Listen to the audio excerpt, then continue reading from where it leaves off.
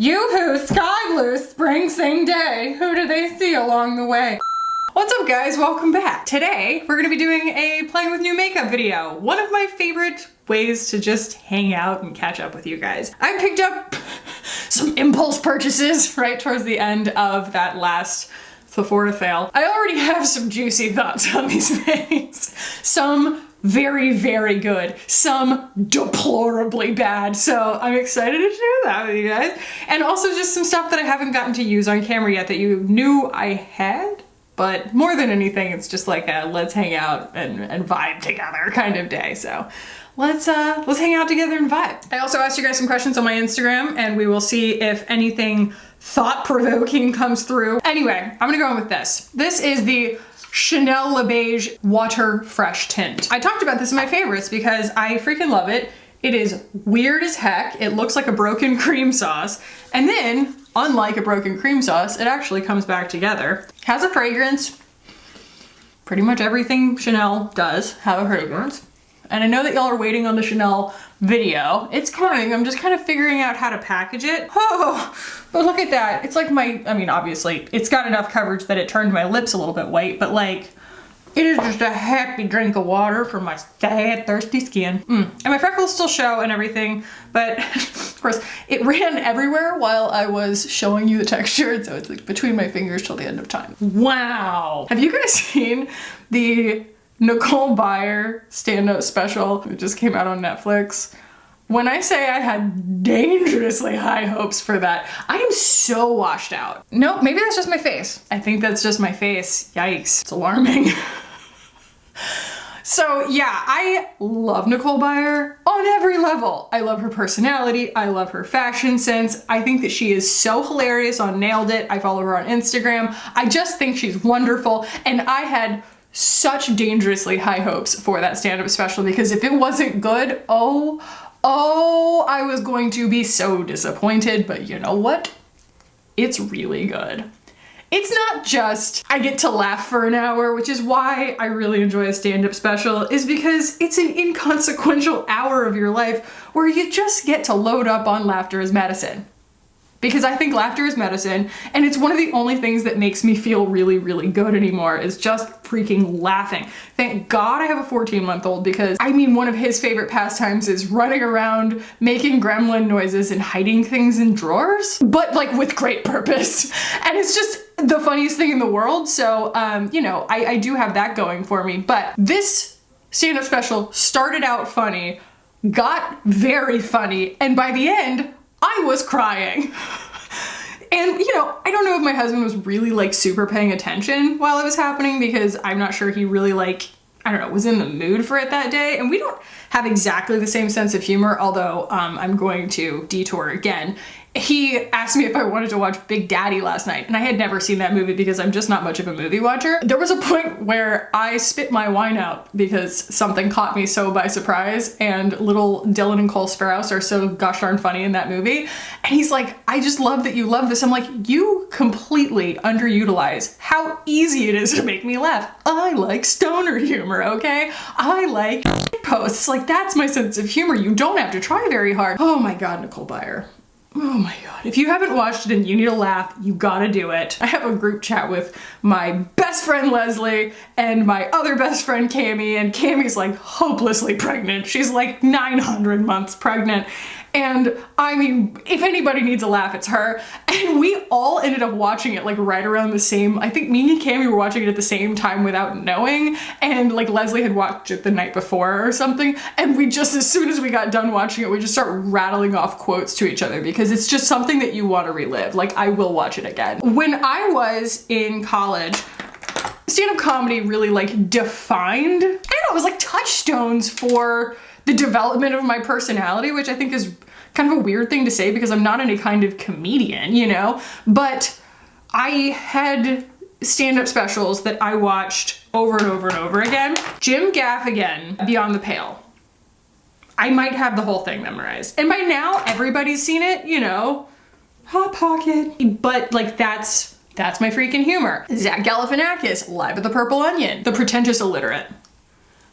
I Thought I Told You. I don't know how to read. To this day, I say things like, I don't like having a beard. It hurts. My beard hurts.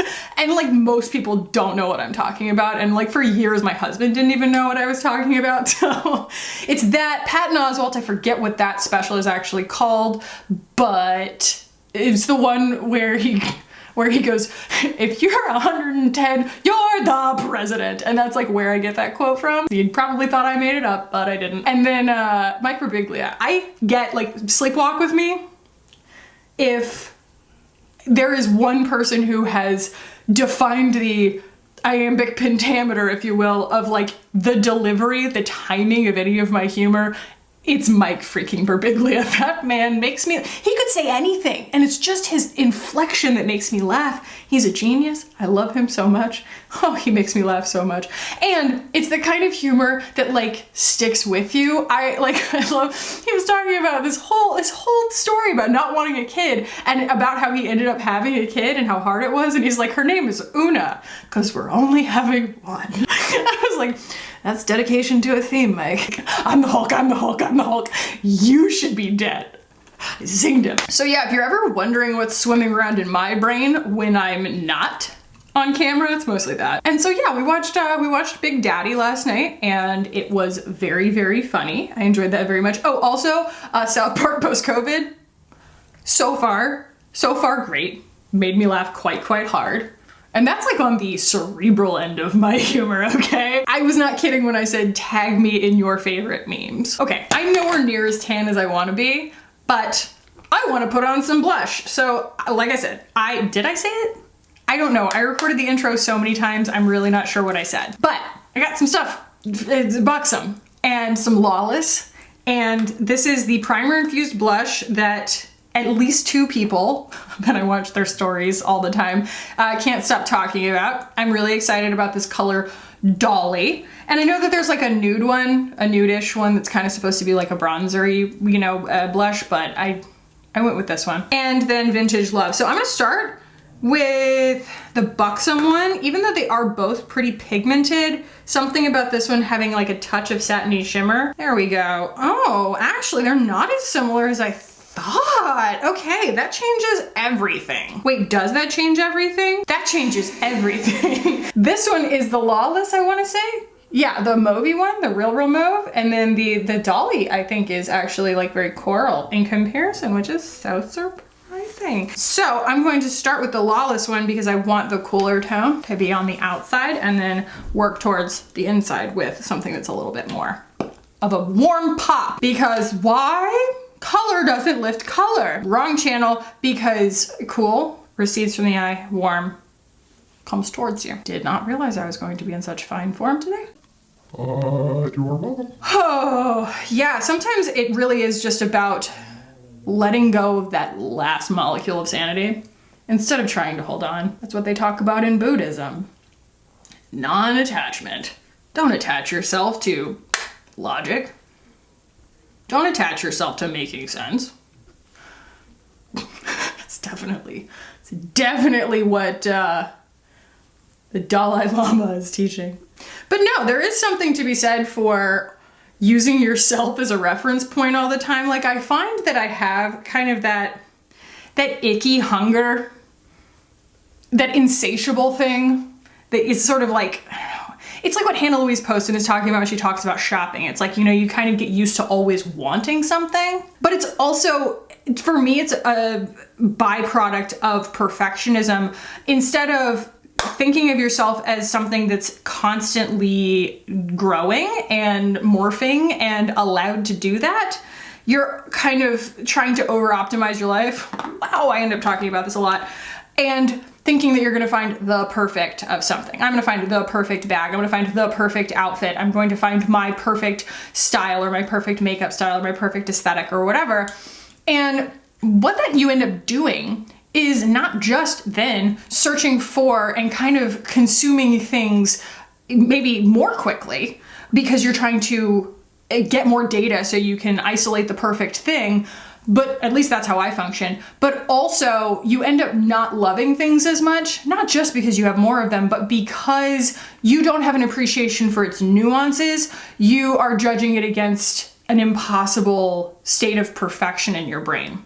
And that standard is never going to be met. And so I think that like, I was journaling, okay? And I was basically trying to suss out why, when I am in a mood where I kind of feel secure in myself or whatever, when I see somebody who really, really inspires me on like an aesthetic level, like I love their outfit, I love their whole vibe, right?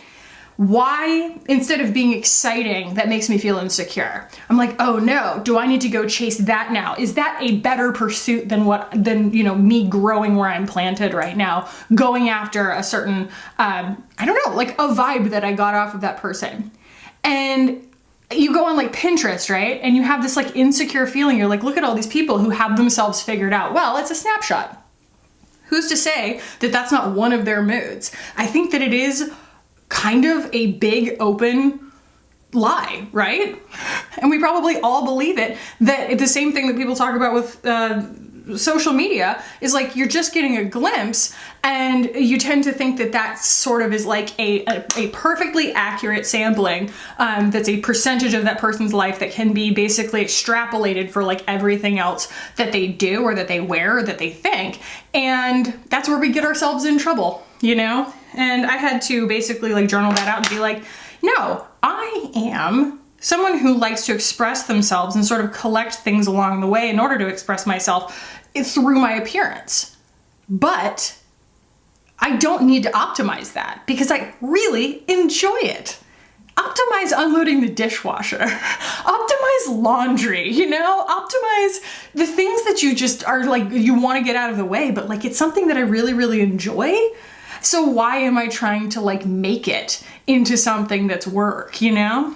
I don't do that with makeup. I freaking love, like, why can't I think of everything the way that I think about makeup? I think of makeup as like the most low consequence, most margin for error, like most fun thing in the world. I can just go and go and go, and I can just wash it back off. There's something so freeing about that.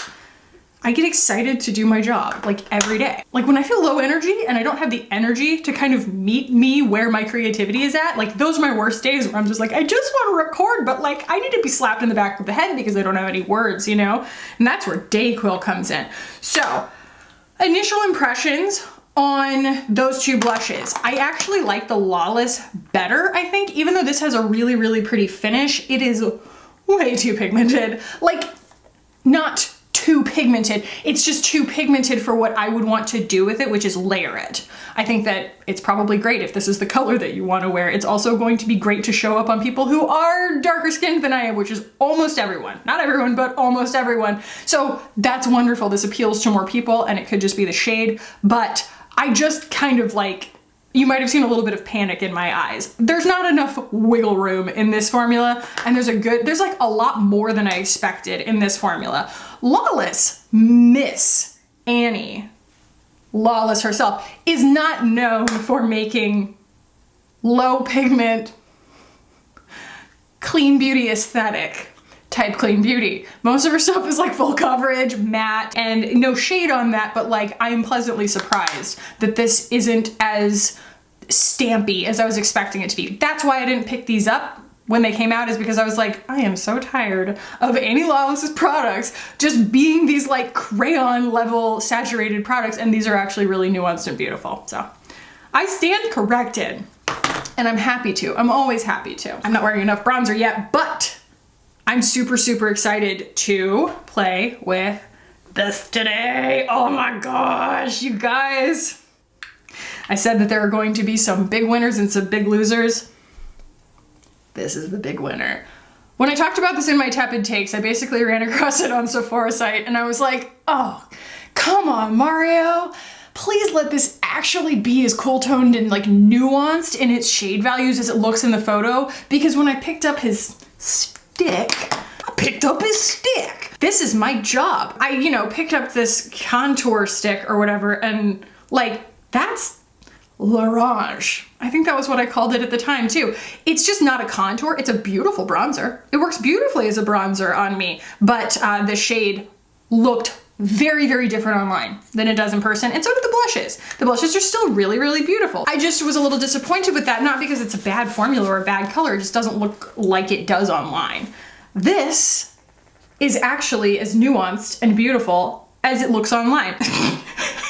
I'm not left-handed, let's start with that. But those are the shades in this quad, and I got the lightest one, nude 1, and this is 3 colorways, I wanna say. All for, you know, either your preferences or to be closer to your skin tone.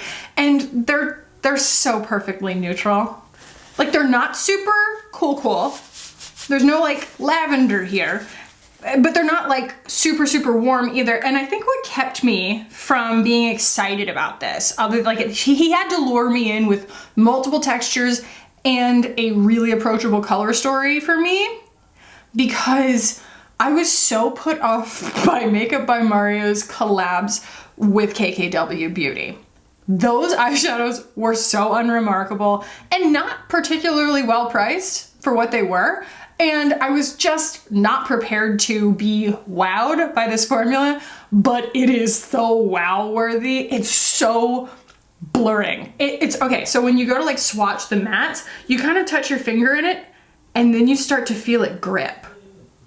It's the funkiest thing. I mean, I'm not gonna say it's like a cream at all, but it's almost just like the powder decides that it's going to become some kind of emulsion on your finger while you're working with it. And when I put it on my eyes, you're going to see that it makes my eyes look younger because it smooths everything out. It's fabuloso. So let's do it. Wow, my husband's voice is like thundering.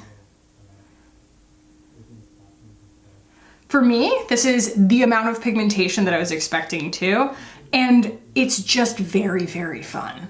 It's a very fun, satisfying formula that goes on at the speed that I want it to. You know, like the Buxom blush, it's not that it was bad, it just went on faster than I wanted it to. This goes on at my ideal speed. I don't get impatient, but I don't get overwhelmed. So I'm just using, the matte that isn't white. A quad is very, very easy to navigate. I feel like a lot of thought went into this though.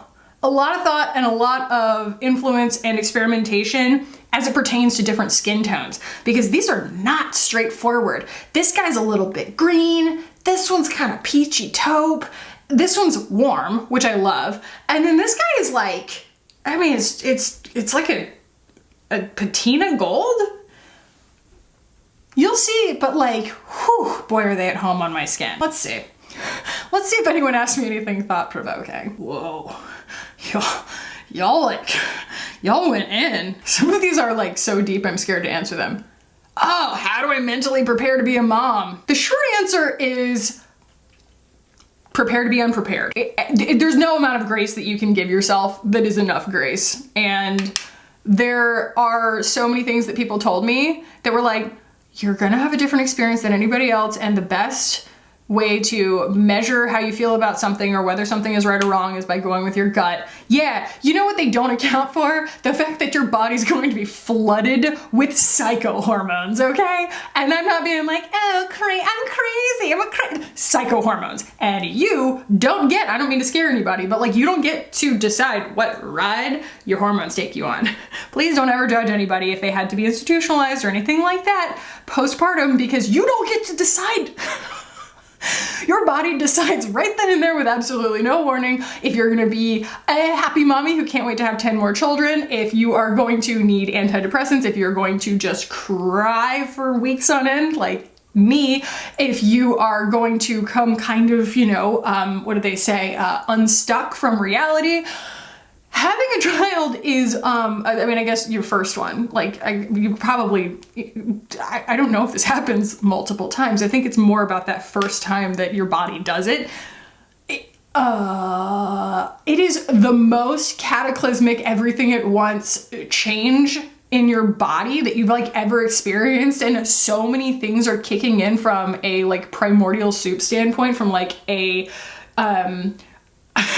my body's been sitting on this software and someone finally triggered it kind of way, that it's like someone pulls all the shelves out and then tries to shove all the shelves, or you probably try to shove all the shelves back in with new information on them, and everything's just falling on the floor in your brain.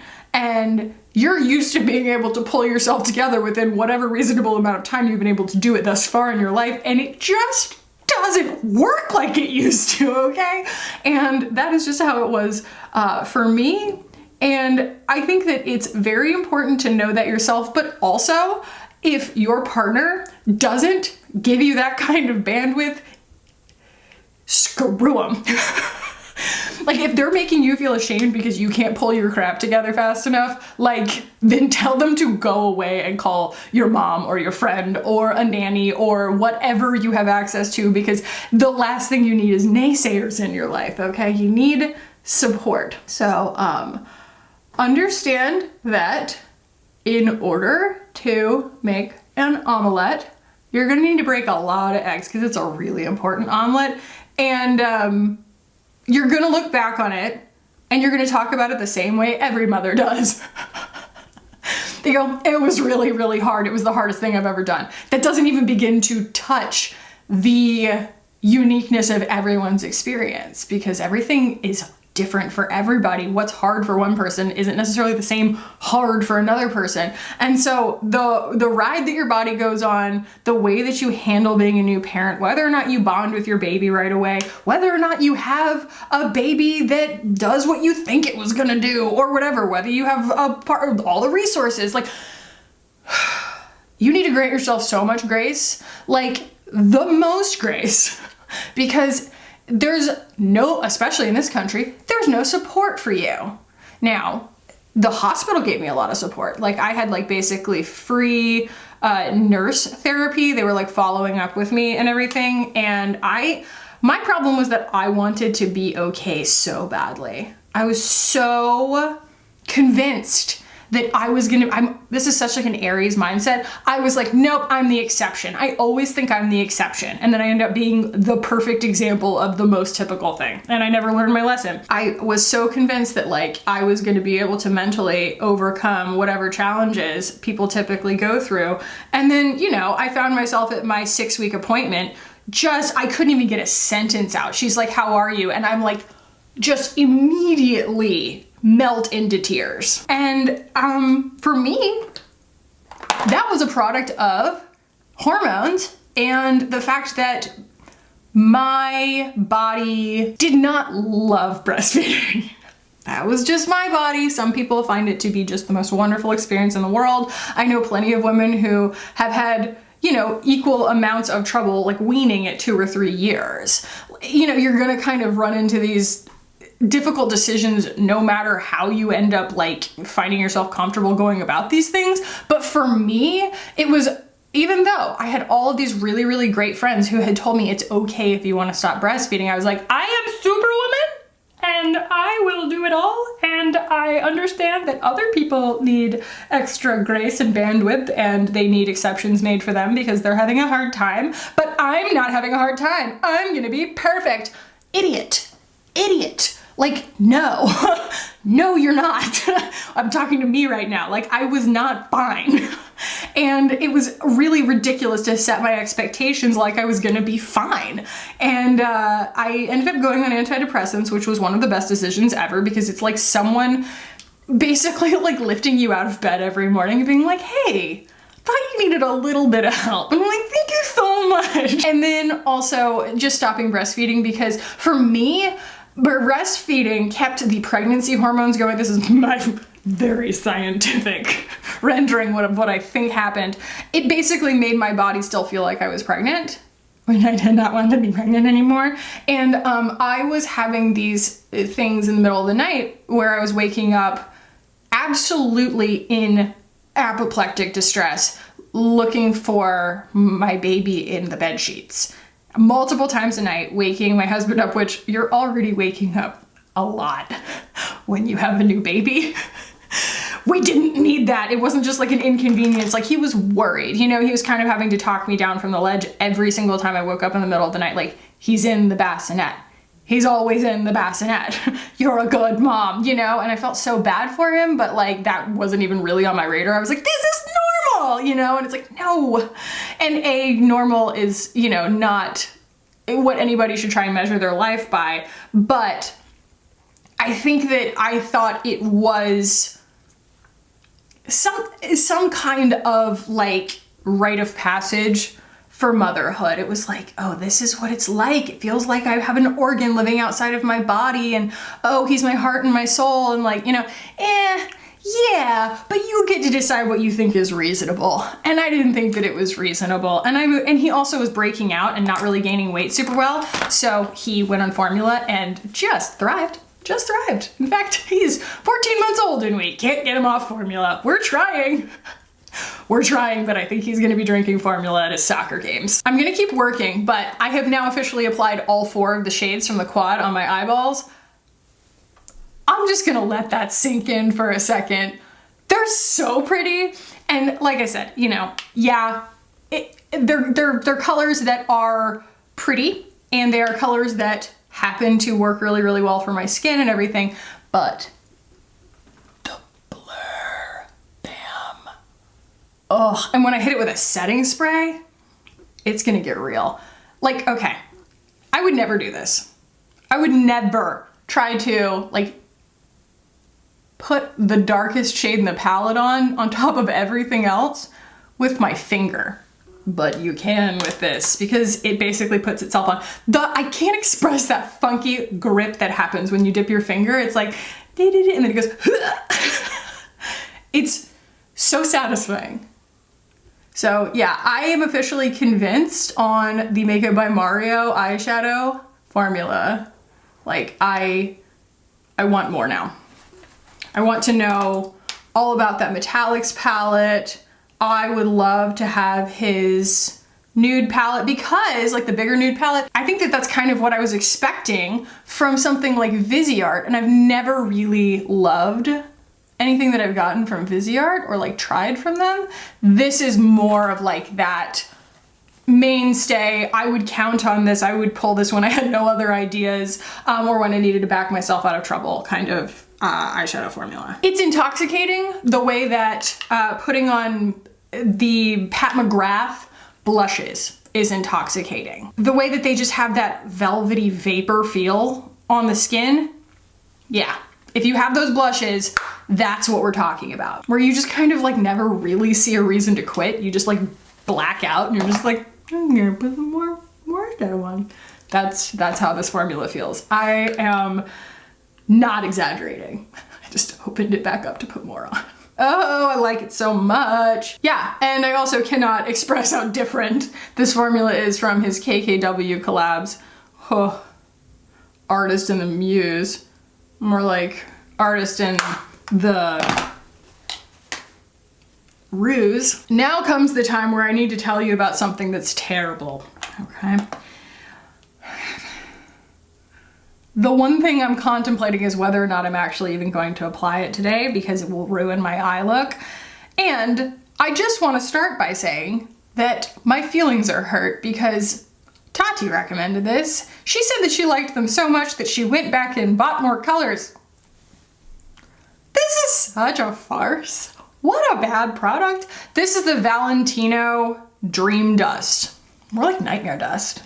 Okay. First of all, you know how like most of these ones that have the little compressor thing, like this little plug right here will be luxurious feeling.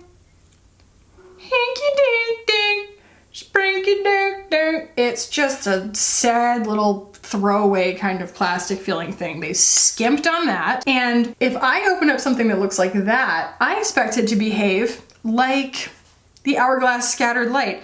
This has a funky wetness to it that is not satisfying. It's like this kind of icky, swampy squish. So that's what it looks like. And I couldn't have predicted this, guys, but it looks a lot like that Tude glitter that I went off on in my favorites and ended up calling it ugly. I called it ugly like 3 times in that video. So I'm going to swatch that, the Bio Glitter from Tude next to this. Okay, it might be uglier. Yeah, the Tude is still uglier. Because the Tude has like multiple sizes, so it just kind of looks like something's wrong. But we're not far off, okay? So that Valentino Dream Dust, there's nothing dreamy about that. It's very inconsistent, scratchy, scrapey. And, excuse me while I go off for a second, don't put fragrance in a freaking eye glitter. There's already so many reasons that my eyes might react to an eye glitter. My eyes are looking for reasons to react to an eye glitter, and you're not gonna just put a fragrance in there. You're going to put a fragrance so strong that when I'm wearing it on my eyes, I can smell it for at least an hour afterwards, and it's such an unpleasant smell. It's not rosy or anything like that. It smells like little kids' bubbles. I mean, I shouldn't say that they're for little kids. It just smells like bubbles, you know what I mean? It smells like soap, like glycerin soap. It is so yucky. I do not like it, and I do not like the product. I think that it is bad. I think that it is ill-conceived. I think it is poorly executed. I think that it smells bad, and I think that it is very disappointing, especially considering what a luxury treat it's supposed to be. So expectations, reality, basement reality. I mean, okay, so here's the thing. I'll put its stupid little plastic top hat back in there. Here's the thing, right? I am a big fan of a luck of the draw temporal context. The fact that I bought this in the same order as the Makeup by Mario eyeshadow quad that I'm obsessing over currently, I feel like it's kismet because it makes me dislike it even more because I realize like how good it could be. And there's like that moment where you're like, okay, I'm gonna put this glitter on top of this eyeshadow, and you go, no, I'm not, because I have standards for my own happiness. And I understand that it's gonna wash off, but I like this eye look enough that I don't wanna ruin it with your stupid glitter, Valentino, okay? So, that's how I feel about that. That's how I feel about that. I don't have enough bronzer on. I think we're gonna use the Charlotte Tilbury. This is my winter shade, and also, there's like a little bit of like yellow gold there, and I kind of want to bring that in here without looking like I'm like, you know, pounding on a color that doesn't look native to my skin. See, that's why I say it's my winter shade, is because it's just kind of yellow. It's not even really bronze. It's this one. All right, so Ingrid wants to know what the Makeup Forever Reboot foundation smells like because she's been considering it, but she doesn't know if she's going to be able to stand the fragrance. Okay, I know from using it that it doesn't linger particularly, not on me, not in a noticeable way. Is the smell citrus? It's kind of lemony. Am I wrong? I think it smells kind of like lemon. Rub it on the back of my hand here. Lemon and like jasmine. It's the least unpleasant of the ones that I have, for certain. Like the Gucci is over the top and I still use it. And that's nowhere near as bad. And it's also, the Bite one has like a pretty strong smell, and I'm not a big fan of that. And it's not as bad as that, and it's nowhere near as bad as the Kjaer Weis one. Oh my God. Were you a hipster kid too, or just an emo kid? So those are kind of the same thing in my generation. We never had like raccoon tails in our hair and stuff like that. Like I never did. I had like pink in my hair at one point, but it was very, very brief. Most of what the kids I ran with did, it had more to do with, you know, vintage clothes and like music you've never heard of, and like tapping our hips at shows, not moshing, you know what I mean? Like we were so pretentious that, you know,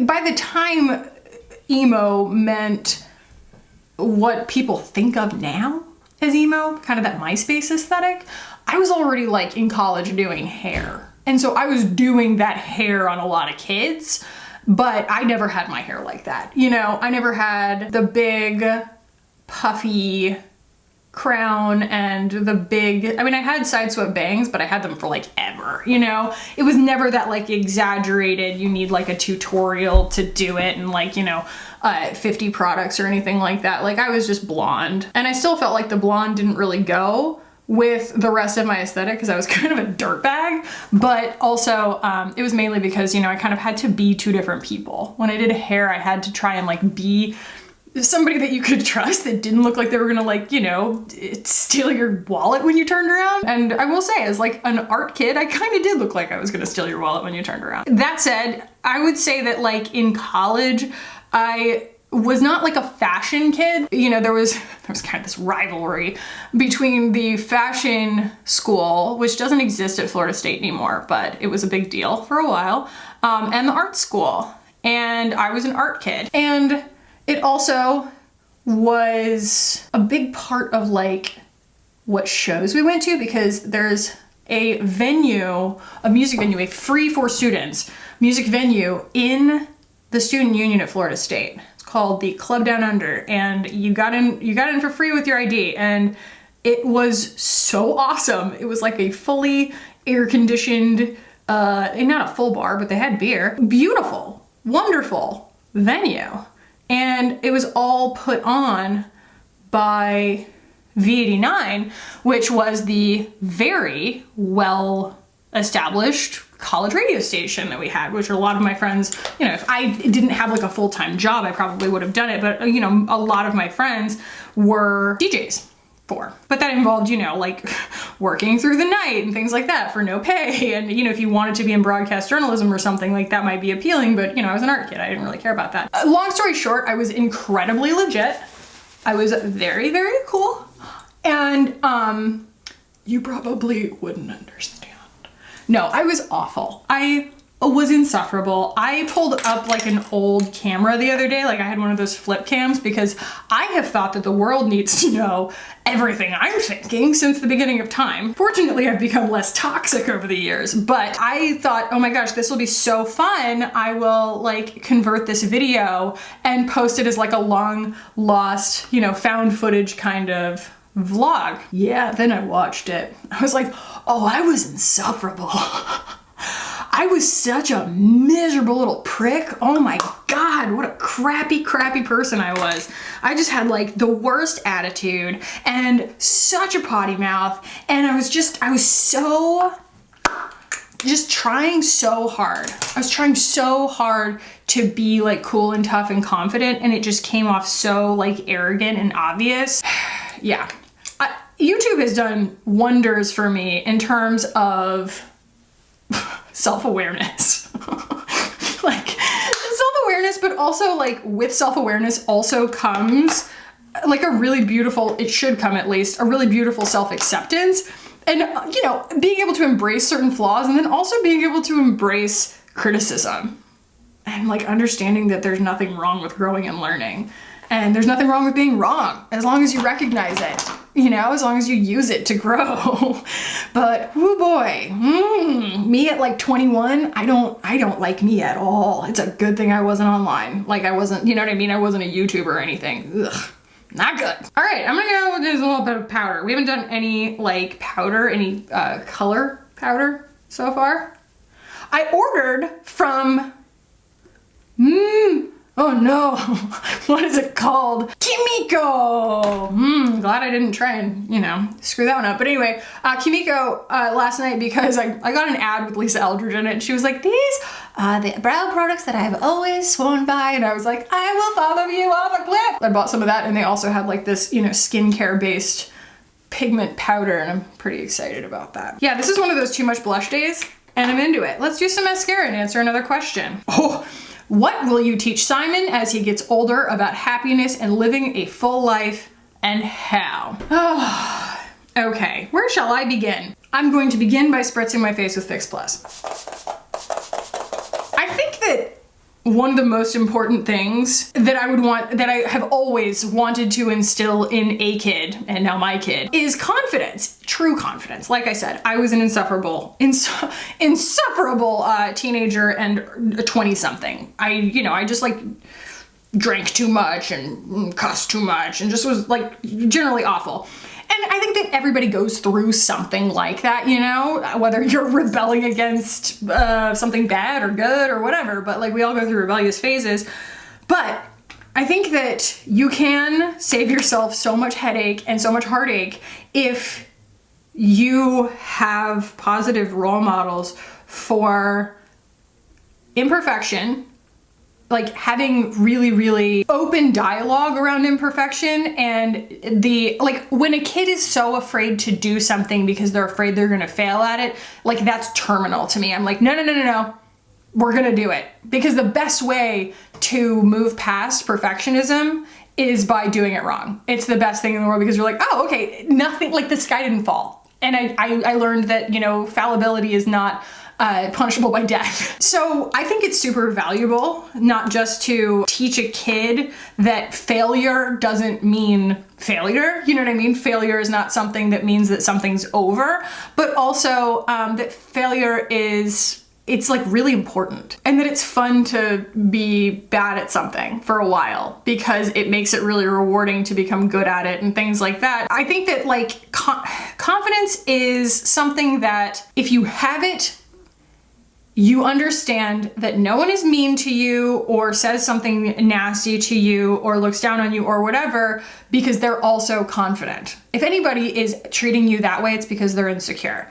And for me, that comes from a place of love and support, and for him understanding the same way that I always have, that my mother has my back. I knew that my mom was always there, and not in like oh, she'd bail me out kind of way, because I rarely needed to be bailed out. It was more just about having someone who truly, truly always loved me unconditionally. And I'm just so happy that in all of the crazy crap that happened, you know, postpartum and everything, like that kid and I have the strongest bond. He is my best friend. I am so obsessed with him. He is so funny. And I also like recognize through a lot of the like, I don't know, it's therapy work and reading that I've done and stuff like that. I'm not calling myself any kind of expert, but just how men are under a lot of very, very specific pressures that like women don't end up ever like I can have all of the influence I want on him, but he's still gonna go into a locker room at some point in his life, and there's gonna be a bunch of very, very lowbrow things said and a bunch of ideas that are circulated that will latch themselves into his psyche without my being there, you know? And I just want to make sure that he doesn't just understand like I'm a resource to be able to unpack that stuff, but to learn to question everything. Learn to question the things that are entering your brain and deciding whether you agree with them, whether they need closer examination, because they're the kinds of things that if you hear it from somebody who you think is gonna bully you if you don't agree with them, that's not a really good reason to internalize something, but we've all done it. I just kind of want to give him the confidence to be able to laugh at himself. I think that's one of the biggest things, is like, you know, the worst thing a lot of times that a guy is afraid of is someone laughing at them. And if you can just learn to laugh at yourself, really nobody has anything on you at that point. Male, female, what have you. You know, you have to be able to laugh at yourself. And he is better at it than I am.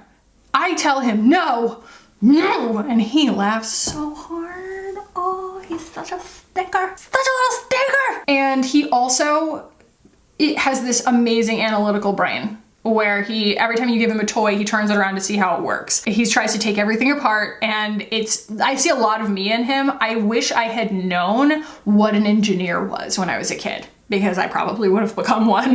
But I remember going to college for my orientation, and I met up with a friend from camp, and he was like, I'm going into engineering. I was like, you train conductor? You know, like I didn't freaking know what that meant. And I think that the whole STEM thing is great, especially, you know, teaching girls about these things, because I was, you know, brought up on Clueless, thinking that I just needed to be pretty and that I was not doing a good job of it so far at whatever age. And it's kind of hilarious where I ended up. But no matter who you are, it is important to instill in your children kind of the confidence that they can pursue whatever it is they want to do, whether they're naturally good at it or not. And that's going to help them kind of overcome challenges too. And then always know that even when they hit like a really rough patch, like they always have you. So I'm just going to love them as hard as I can, basically, which is fortunately what comes naturally to me. It helps that he's actually the cutest child ever born. So, I mean, I'd love him anyway, but it does help. it helps. Look at that wing. If only I could do it on the other side. I don't know. I think that they're okay. But yeah, I do still love the Guide Beauty little applicator guy. Gives me a better exaggerated wing than I could achieve with anything else. Claire, I'm afraid I'm giving you like too many questions in this, but that's a good one. What's gonna be your New Year motto? So actually, I have to give credit where credit's due, because my whole thing of doing a word of the year originally came from Miss Ingrid Nilsson of The New Savant. And I realized how many things came from her. But I like the idea of a New Year's motto because I have been actually struggling to decide. Uh-oh, it's doing that thing where it just keeps getting bigger. I have been struggling to decide on a word because I have so many that I've been kind of wanting to focus on. Like this year was healing because I felt like 2016 through 2020 was kind of gnarly and pretty darn gnarly there towards the end. One thing that I wanted to include is balance, because I realized that, like I was talking about earlier, a lot of my tendencies are to try and solve for things, and in trying to solve for them, my perfectionism seeps in, and I end up doing like more unnecessary kind of wasteful exercises, both mental and monetary, than if I were to just embrace the fact that I am, you know, an ever-growing, I'm a plant, you know, and I'm gonna bloom sometimes and I'm going to shrink sometimes, and it all depends on where I want to take that metaphor. But allowing myself to be more of a dynamic creature instead of constantly trying to strive for my final form, I guess. And I think that that's, you know, balance was the word that I had for that. But also, I want to just take life a lot less seriously. My husband and I are talking about getting lorem ipsum tattoos because that's hilarious. It's the funniest thing I've ever heard. That's my humor, you know? And there are so many tattoos that I want to get, like even on my arms. And I'm like gonna be 35 this coming year, and I don't really know what's holding me back. There's like this weird fear, I guess, because I've had a tattoo removed. And it's because I just didn't know enough about tattoos, you know, to know kind of like what aesthetic I was going for, and it was the wrong one. I feel like I, you know, would do more research and I know more tattoo artists now and stuff like that, but regardless, I think that it's finally like dawning on me. I was talking to my friend Michelle about this. I was like, I kind of refuse to believe that I'm never gonna be 14 again. Like, is that weird? I mean, 14 being just a number I'm throwing out there, but like the fact that I'll never be 27 again, my brain cannot compute that. It thinks it gets another round. It's like, next time will be better. And it's like, it's like starting to set in that like that was it. You know, mortality, I guess, but also just like, I'm not gonna get to be 34 again. When this whole time I kind of took it for granted sort of thing, and it's just like, oh, time is a thief and like whatever. And people talk about that with your kids too, and they're like, oh, it goes by so fast. I'm like, I don't know guys, so far I feel like I've been there the whole time. But you know, I think that it's more about me, as it always is, just in the sense of really feeling like because I think that nurturing my personal self is just as important as nurturing my child, because I want to be a very, very cool person that he looks up to, and that, you know, when I saw my mother begin to prioritize herself when I was, you know, 11 or 12, and like everything in her life shifted, I was like, oh, wow, okay, so that's a cool lesson to take with me. I'm still not done obsessing over this eyeliner. You know, that had a pretty profound impact on me. I think that you lead by example as a parent, or at least, you know, that's how I absorbed information. BK sent me all of their lipsticks, which is super exciting. They're so pretty. They're all in like metal. Oh my God. By the way, I'm losing my light. Don't know how I feel about that. I just got the best request to close this one out. Today, according to Bruce, a haiku. Okay, you guys ready? You guys ready? A beautiful day. But I hate beautiful days.